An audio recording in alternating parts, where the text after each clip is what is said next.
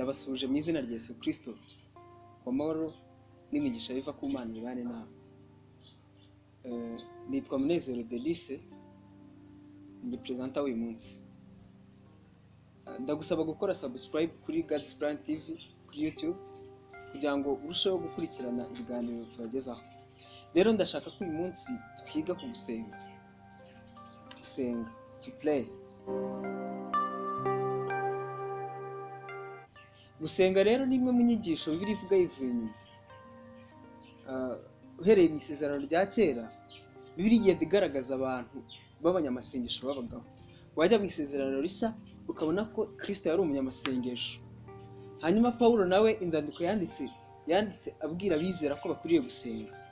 Ese kwibaza kuki byari ngombwa ko bakwiriye gusenga? Kuki byari ngombwa ko basenga? Kuki basengaga? Impamvu basengaga nuko bari bafite umurimo n'ubutumwa bagombaga kugeza ku bantu bwa Data wa twese. Rero ngiyo impamvu bari bakwiriye gusenga. Hanyuma twakwibaza ngo gusenga ni iki? Gusenga no kuganira n'Imana wowe ubwawe ku giti cyawe. Gusenga, iki gisobanuro cyo gusenga ni kinini cyane ku buryo Bibiliya kivugaho cyane. Gusenga twizera yuko ariho tubwirira Imana ibyo dushaka kuvuga, hanyuma Imana nayo ikadusubiza biciye mu ijambo ry'Imana muri Bibiliya. Nguko gusenga. Gusenga rero dusenga mu buryo bwinshi. Hari amasengesho twita yo kwinginga cyangwa yo kwingingira undi muntu. Dusengera undi muntu. Hanyuma dushobora kwibaza ngo kuki dukwiriye gusenga? Impamvu zo gusenga ni izihe?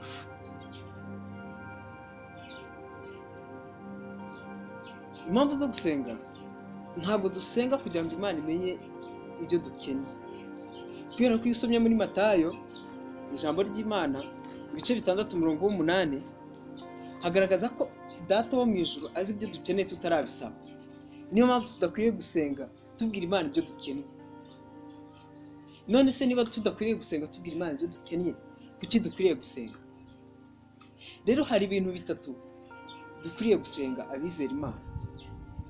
Ikintu cya mbere, dusenga Imana kugira ngo tuyigaragarize ko tuyizeye. Icyo ni kimwe. Tugiye nko mu isengesho ry'Umwami Kristo, yatangiye avuga ngo Data wa twese uri mu ijuru. Iri jambo Data wa twese uri mu ijuru riragaragaza neza uburyo twizeramo Data, uburyo twizeramo Imana, uburyo ibyiringiro byacu biri ku Mana, kuko twizera ko ari we Data wa twese ndetse wicaye ku ntebe y'ubutegetsi bwo mu ijuru. Impamvu ya kabiri dukwiriye gusenga ni ukugira ngo tugaragarize Imana ko tuyikunda. Imana yashaka ko tuyikunda nk'uko ikiremwa gikunda umuremyi. Iyo ni impamvu ya kabiri Imana ishaka ko tuyikunda. Impamvu ya gatatu ni uko Imana itwemerera nk'ibyaremye kugira uruhare mu bikorwa bifite umumaro w'iteka ryose. Iyo ni impamvu ya gatatu dukwiriye gusenga Imana, kugira ngo Imana itwemerere kugira uruhare mu bikorwa bifite umumaro. Hanyuma reka dusome gatoya muri Matayo ibice 6 umurongo w'10. Matayo ibice 6 umurongo w'10 avuga ngo ubwami bwawe buze, ibyo ushaka bibe mu isi uko biba mu ijuru. Iyo dusenga dusaba Imana kugira ngo ibyo ishaka bize kuba mu isi nk'uko mu bushake bwayo buba mu ijuru. Rero tugira uruhare nk'ibyaremwe gukora ibintu bifite umumaro. Ndabaha urugero nko gusengera abarwayi. Turasenga dusaba Imana ngo abarwayi bakire, Imana ikabakiza. Tugira uruhare muri ibyo bikorwa. Mu by'ukuri ntabwo ari twe tubikora, ahubwo turasenga Imana ikabyikorera. Hanyuma reka turebe ingero zo muri Bibiliya zo gusenga, cyangwa abo twafatiraho ingero basenze.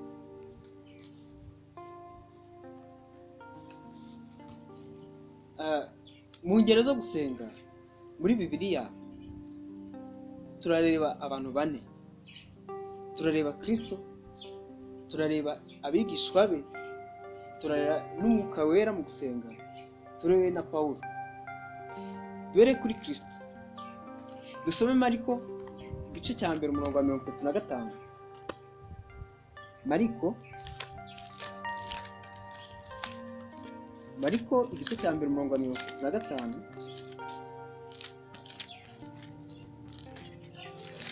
haravuga ngo nuko mumuseka arabyuka arasohoka ajya mu butayu asengerayo. Uwo ni Kristo. Biragaragaza neza ko Kristo yasengaga iminsi yose, yasengaga, yarihereraga agasenga. Kristo ni urugero rwiza twafatiraho gusenga. Rero Kristo mu murimo yaje gukora ku isi yarangwaga no gusenga. Iyo urebye mu butumwa bwiza uko ari bune bwose, Matayo, Mariko na Yohana na Luka, hagaragaza ko Kristo yasengaga. Hari imirongo myinshi igaragaza uburyo Kristo yasengaga, yabanaga n'Imana mu buryo bw'amasengesho. Dusomye muri Mariko 11:24 harabitwereka. Muri Luka 5:16, Luka 6:12, Luka 22:39-46, Luka 9:18 aho hose hatwereka Kristo nk'umunyamasengesho, hatwereka uburyo Kristo yabanaga n'Imana biciye mu gusenga ari ku isi. Rero Kristo yari yaratumwe na Se gukora umurimo we, gukora ugushaka kwe kwa Se. Mu yandi magambo, yari afite umurimo yaje gusohoza mu isi. Uwo murimo wari wo kuvuga ubutumwa bwiza bw'Imana. Wibuke ko yaravuze ngo igihe kirasohoye, ubwami bw'Imana buri hafi. Nuko mwihane kandi mwizere ubutumwa bwiza. Ngiki cyari cyarazanye Kristo, ni ukubwira abantu ngo twihane kandi twizere ubutumwa bwiza kugira ngo duhabwe eternal life. Reka dukomeze urundi rugero rwo gusenga muri Bibiliya. Turareba ku bigishwa ba Yesu n'itorero rya mbere. Yesu yabwiye abigishwa ngo nzabagira abahamya. Tubisanga mu Byakozwe n'igice cya mbere umurongo wa 8. Mu buzima bwabo gusenga byari ingenzi, kuko igihe cyose bagombaga gukora umurimo wo guhamya Kristo. Kandi izo mbaraga zo guhamya Kristo ntabwo bagombaga kuziha cyangwa kubyishoboza, kuko ni umurimo wa Data. Dusome gatoya mu Byakozwe n'Intumwa igice cya mbere. Byakozwe n'Intumwa igice cya mbere umurongo wa 12 kugeza ku murongo wa 14. Haravuga ngo basubira i Yerusalemu bavuye ku musozi witwa Elayono uri bugufi bw'i Yerusalemu, nk'urugendo rwo kugendwa ku isabato. Basohoye barurira bajya mu cyumba cyo hejuru, aho Petero na Yohana na Yakobo na Andereya na Filipo na Toma na Barutolomayo na Matayo na Yakobo mwene Arufayo na Simoni Zirote na Yuda mwene Yakobo babaga. Abo bose hamwe n'abagore na Mariya nyina wa Yesu na bene se bakomeza gusengana umutima uhuye. Uru ni urugero rwiza rw'abigishwa ba Kristo mu gusenga. Iki gitabo kiratwereka ko intumwa za Kristo cyangwa abigishwa be bahuriye mu cyumba cyo hejuru bari gusenga. Rero ni urugero rwiza rutugaragariza ko dukwiriye gusenga, kuko n'itorero rya mbere ndetse n'intumwa barabikoze. Dusome nanone mu Byakozwe n'Intumwa ibice 4 umurongo wa 29 kugeza kuri 31. Haragaragaza ko intumwa zasengaga. Ibyakozwe n'Intumwa nanone 5:12 kugeza kuri 16 harabigaragaza. Byakozwe n'Intumwa igice cya mbere umurongo wa 13 na 14 naho harabigaragaza, ndetse n'igice cya 12 5 kugeza kuri 7 hagaragaza uburyo intumwa za Kristo zagendaga zisenga, zari zibaye mu buzima bwo gusenga. Tujye kuri Pawulo. Pawulo mu nzandiko ze yandikiye ari amatorero ndetse n'abantu, yagendaga bumvisha gusenga, yagendaga babwira ko bakwiriye gusenga. Dusomye nk'Abatesaloniki, dusomye Abatesaloniki ibice 5 umurongo wa 17. Abatesaloniki ba mbere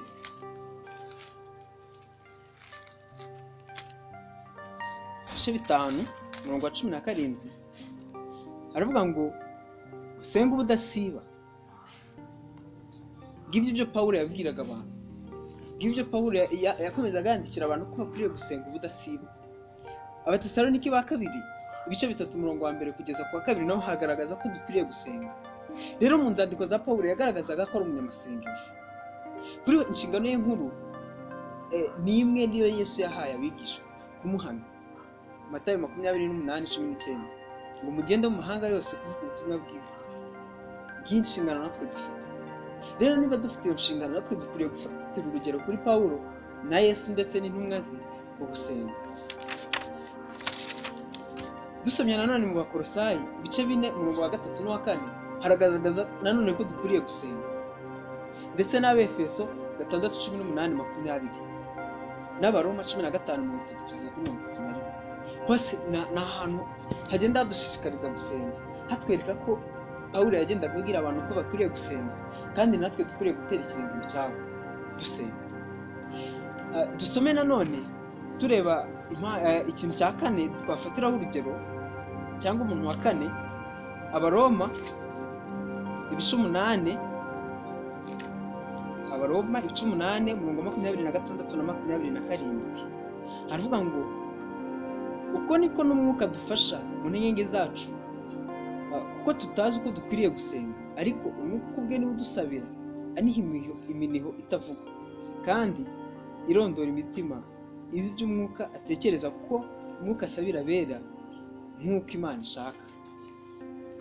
Uru ni urundi rugero rwiza rugaragaza ko umwuka, Imana ubwayo iradusengera, Imana ubwayo irasenga idusabira.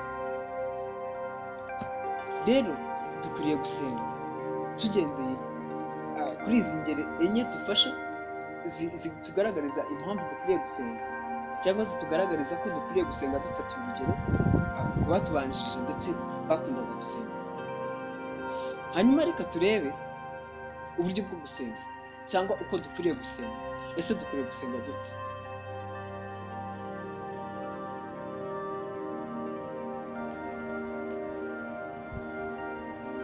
Uko dukwiriye gusenga cyangwa uburyo bwo gusenga, reka dusome muri Matayo ibice 5 umurongo wa 7.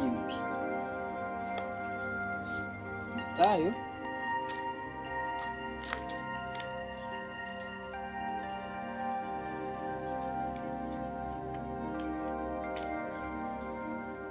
haravuga ngo hahirwa abanyambabazi kuko aribo bazazigira. Rero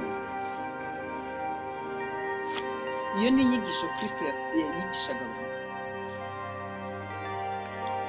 Hahirwa abanyambabazi kuko aribo bazazigira. Tugiye kwigira gusenga cyangwa uburyo bwo gusenga dushingiye ku isengesho ry'umwami. Turarisanga muri Matayo ibice 6 turere ku murongo w'9 haravuga ngo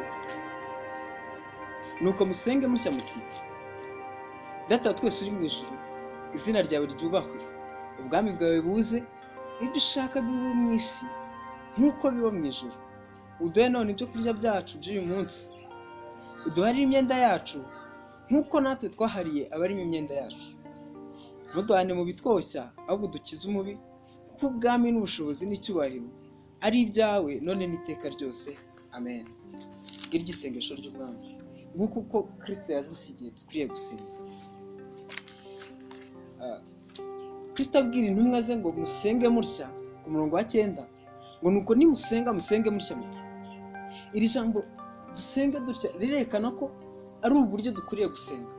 Dusenge tumwigana, musenge mutya. Aratubwira ngo dusenge gutya, dusenge gutya. Agiye kuduha urugero hanyuma dusenge nkabo. Ijambo rya mbere yavuze ngo Data wa twese uri mu ijuru. Data wa twese uri mu ijuru. Iri jambo rirerekana Kristo yashatse kutwereka ko Imana iri mu ijuru ari Imana ihambaye kandi ari Data wa twese. Twakwibaza, ese Imana ni Data w'abantu bose? Ese abantu bose bakwiriye gusenga ngo Data wa twese uri mu ijuru? Ese twese twemera kuba turi abana b'Imana? Twese turi abana b'Imana? Twese tuzavuga kuvuga ngo Data twese? Twese dukwiriye mbese kuvuga ngo Data? Imana ni Data twese? Ese wowe Imana ni so? Urumva uri mu mubare w'abantu bakwiriye gusenga ngo Data? Rero impamvu ukwiriye gusenga ngo Data, reka dusome gatoya muri Yohana 8:42 turebe abantu bemerewe gusenga ngo Data. Yohana 8:42 haravuga ngo Yesu arababwira ati iyaba Imana yari so muwamunkunze kuko naje nkomotse ku Mana, sinaje ku bwanjye ahubwo niyo yantumye. Yarimo kugira abantu iyaba Imana yari so, abantu b'Imana ni abakunda Kristo. Iyaba Imana yari so muwamunkunze, bivuze ngo ukunda Kristo Imana ni se. Kugira ngo ube umwana w'Imana nuko ukunda Kristo. Tugiye muri Yohana igice cya 1 umurongo wa 12 abitwereka neza, haravuga ngo icyakora bamwemeye bose bakizera n'izina rye yabahaye ubushobozi bwo kuba abana b'Imana. Abo ntibabyawe n'amaraso cyangwa n'ubushake bw'umubiri cyangwa n'ubushake bw'umugabo, ahubwo babyawe n'Imana. Icyakora bamwemeye bose bakizera izina rye yabahaye ubushobozi bwo kuba abana b'Imana. Abo ni abemeye Kristo bakizera izina rya Kristo. Kugira ngo ube umwana w'Imana, kugira ngo ube wemerewe gusenga ngo Data wa twese uri mu ijuru, bisaba kuba warizeye Kristo, bisaba kuba uri umwizera wa Yesu.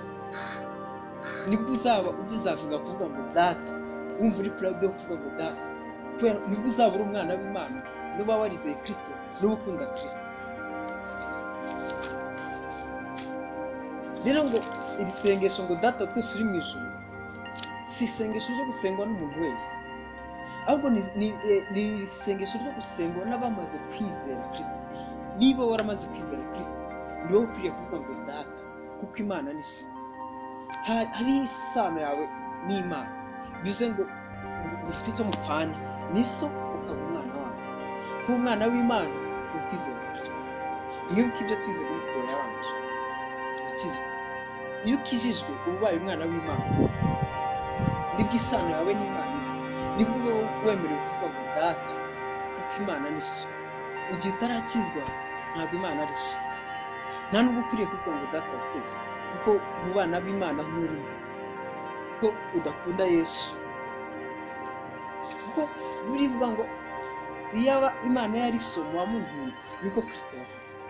Bivuze ngo kugira ngo umwana w'Imana ni ukuba warakunze Kristo.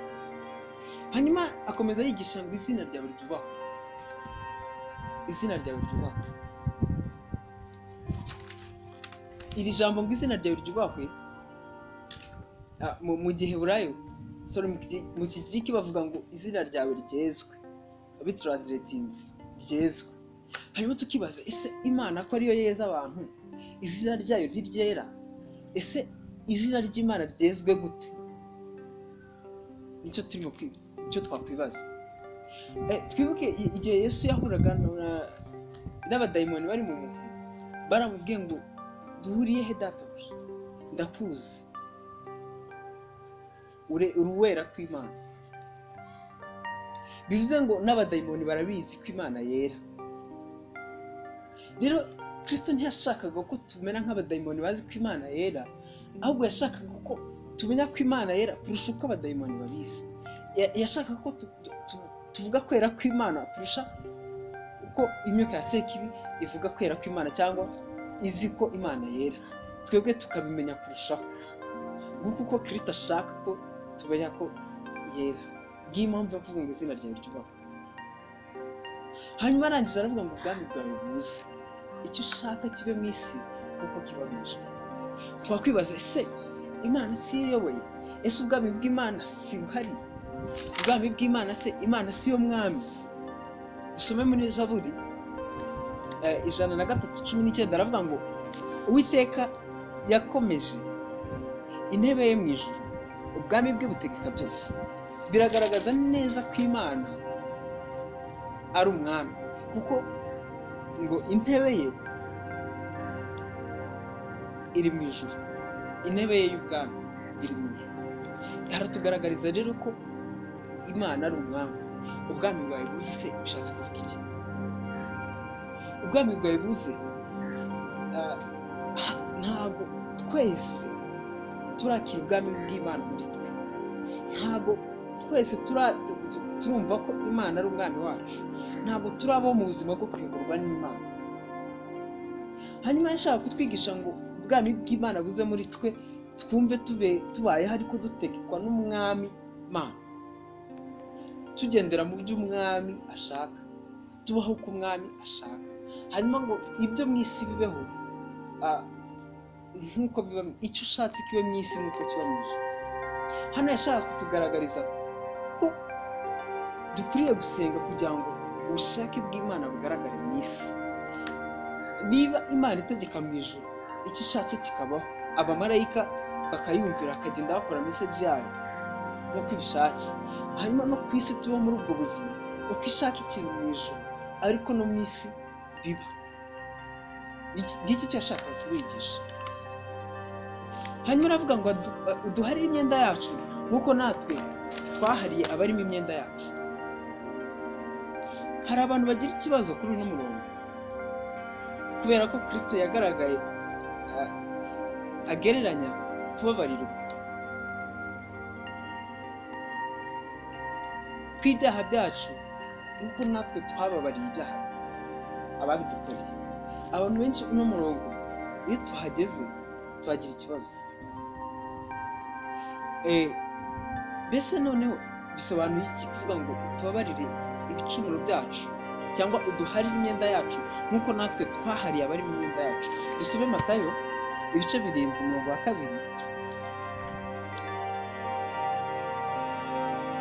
2 haravuga ngo kuko urubanza muca aribwo muzacirwa namwe, urugero mugeramo nirwo muzagererwamo namwe. Ahangaha Kristo yashaka kutwigisha kubabarira, yashaka kutwigisha ubuhari.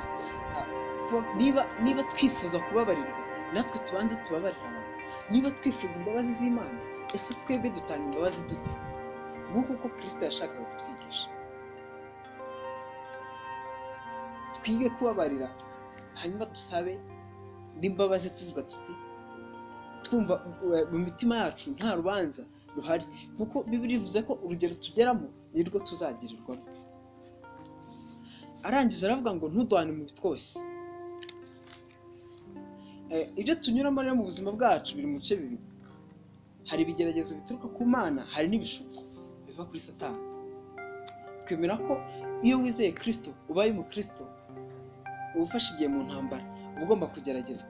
Rero hari ibigeragezo Imana ikoherereza igira ngo ikwigishe, ariko hari n'ibyo bituruka ku bishuko cyangwa ku irari ryawe bizanwa na Satani. Rero iyo dusenze ngo Imana ntiduhane mu bitwoshya, bivuga ngo ni cyagiye twumva twashutswe, cyagiye tuba turi mu bishuko bya Satani, cyagiye twumva twabaye abanyabyaha, Imana ntiturekereyo, ahubwo itugaruze ukabugwaneza.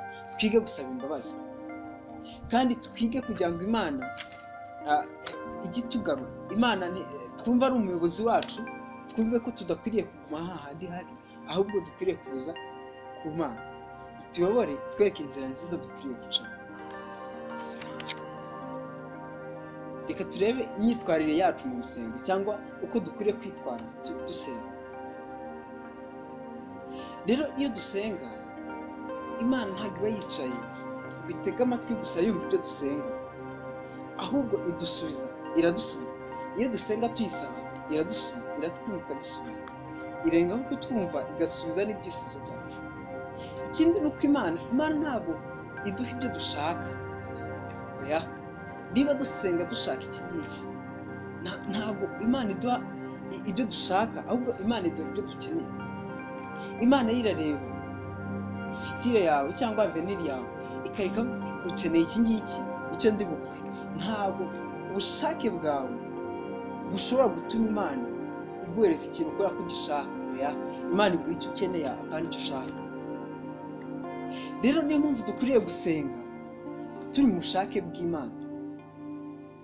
Dukwiriye gusenga turi mu bushake bw'Imana. Niba turi tuvuge ubushake bw'Imana bugarukiye kuri ino si, ntidukwiriye gusenga ngo turege ino si. Oya, dukwiriye gusenga n'ubundi tukaguma mu bushake bw'Imana.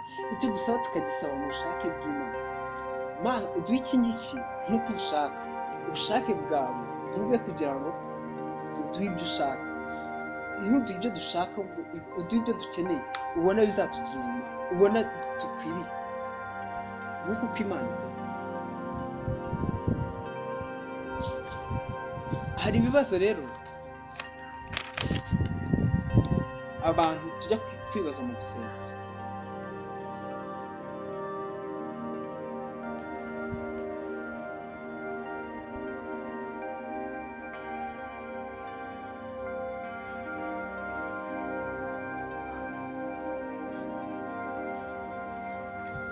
Hari ibibazo abantu tujya twibaza mu gusenga. Ibyo bibazo ni: ese gusenga bihindura umugambi w'Imana cyangwa ubushake bw'Imana? Iki kibazo, gusenga bihindura umugambi w'Imana cyangwa ubushake bw'Imana? Dufate urugero kuri Hezekiya, dufate urugero kuri Mose, dufate urugero ku bantu b'Inene. Tubaze, ese gusenga kwacu guhindura ubushake bw'Imana cyangwa umugambi w'Imana? Rero ndakwifuriza gufata umwanya ugasoma Bibiliya kugira ngo ubashe kumenya icyo Imana ivuga. Reka nsoreze aha, turusheho gutekereza kuri uku gusenga, turusheho kumva icyo Imana ishaka kutubwira muri aya masengesho. Ese gusenga ni gute dukwiriye gusenga? Dusenge dusaba Imana itwigishe gusenga uko dukwiriye gusenga mu bushake bwayo. Dusabe Imana itwigishe gusenga uko dukwiriye gusenga tudatatiriye, tutagiye kure y'ibyo Imana ishaka, ahubwo dusengere muri uwo murongo w'Imana ishaka. Kuri njyewe rero navuga ko ari yewe, gusenga bihindura umugambi w'Imana bitewe n'ukuntu wasenze wizeye kandi wasengeye mu bushake bw'Imana. Imana ishimwe cyane kubw'iri somo dufashe. Habaye hari inyunganizi cyangwa igitekerezo ushaka kutugezaho, watwandikira muri comment, cyangwa ukareba muri description, ukarebamo harimo email na contact ushaka kutwandikiraho. Murakoze, Imana ibahe umugisha.